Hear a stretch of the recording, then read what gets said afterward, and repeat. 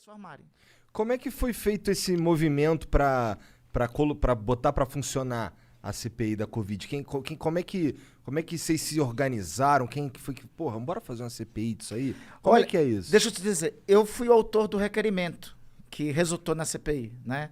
Na Constituição, a regra diz o seguinte, que CPI é direito de minoria. O que quer dizer isso? Só traduzindo rapidamente.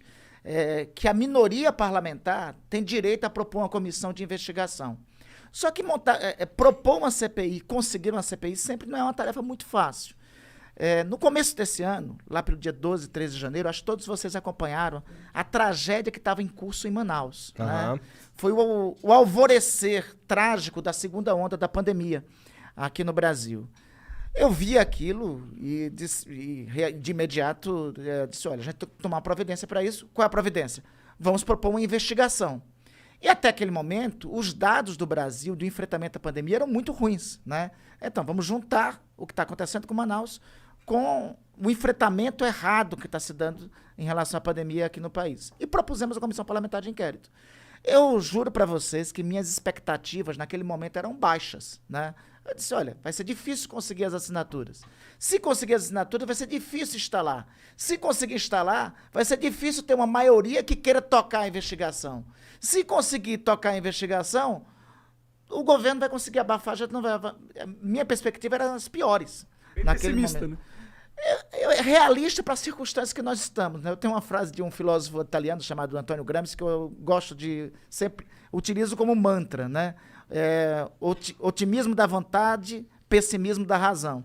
Naquele momento estava valendo mais, Monarca, o meu pessimismo da razão ali para concretizar. Mas a gente conseguiu. Mais cedo do que imaginávamos, em fevereiro nós conseguimos as assinaturas necessárias. Por que você acha que vocês tiveram essa facilidade que você nem esperava?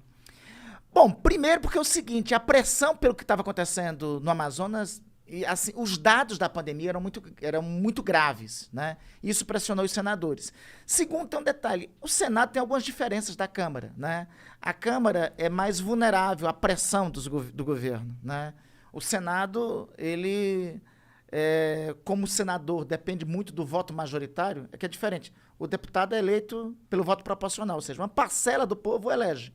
O senador não, pretende do voto da maioria dos cidadãos. Então, ele é mais vulnerável à pressão popular. Eu acho que isso teve um papel... Os congressistas, né? Os senadores. Os senadores, verdade. Os senadores. Desculpa, Porque o nosso parlamento tem duas casas, sim, né? sim. A Câmara, que é a casa de representantes do povo, o Senado, que é o caso dos representantes da federação. Então, acho que isso influenciou para pressionar os senadores a subscreverem, né? E o segundo, a coordenação do governo estava muito frágil naquele momento. E a gente foi conseguindo assinaturas, quando vimos, tínhamos assinaturas. Aí teve resistência para instalar. E aí 2 colegas senadores, o Jorge Cajuru e o Alessandro, foram ao Supremo Tribunal Federal, conseguiram uma medida, e aí isso determinou a instalação da CPI. E depois, na composição da CPI, se constituiu uma maioria que disse o seguinte, olha, não, vamos tocar a investigação. Junto com isso, teve mais um outro efeito, né? As pessoas começaram a acompanhar a CPI, a pressionar, a ficar de olho nas senadoras, nos senadores, na atuação. Isso começou a criar uma exigência maior por resultados. Sim, até porque tá tendo ampla cobertura de tudo quanto é lugar. Inclusive, não é nem muito difícil, dá pra ver ao vivo, é fácil, né? Não é... Isso é uma parada que eu acho maneira. Mas, cara, será que vai chegar... Eu sei que não é o papel da CPI em si, mas será que chega um momento que a gente também dá uma olhada como é que foi a coordenação dos governadores?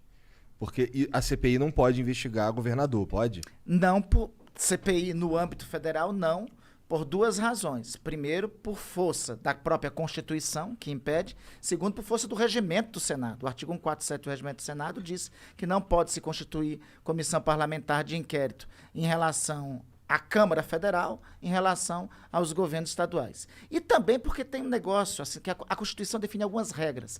Nós somos, Monarca e Igor, uma república federativa. O que é uma federação? São estados que se associam, abrem mão de sua soberania e mantêm sua autonomia. É por isso que nos estados tem assembleias legislativas e tem ministérios públicos estaduais, né?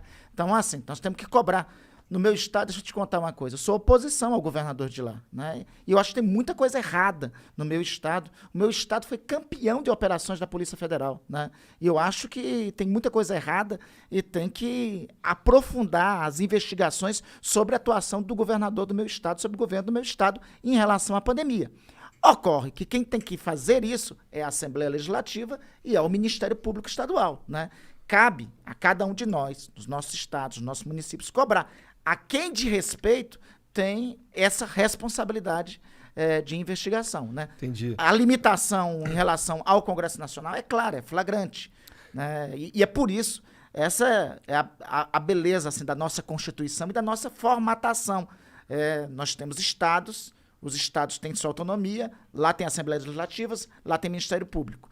Nós temos a União, quem fiscaliza a União é o Congresso Nacional, é o Legislativo, é o Senado e a Câmara, e ele que tem que cumprir o papel de investigação.